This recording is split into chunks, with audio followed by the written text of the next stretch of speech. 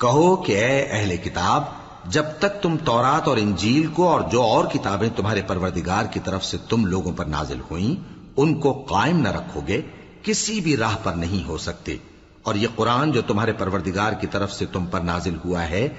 اس سے ان میں سے اکثر کی سرکشی اور کفر اور بڑھے گا، تو تم قوم کفار پر افسوس نہ کرو۔ جو لوگ اللہ پر اور روز آخر پر ایمان لائیں اور عمل نیک کریں، خواہ وہ مسلمان ہو یا یہودی یا ستارہ پرست یا عیسائی، ان کو قیامت کے دن نہ کچھ خوف ہوگا اور نہ وہ غمناک ہوں گے۔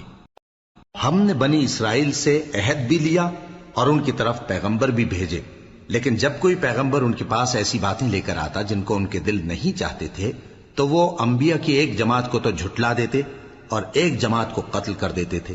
اور یہ خیال کرتے تھے کہ اس سے ان پر کوئی آفت نہیں آنے کی،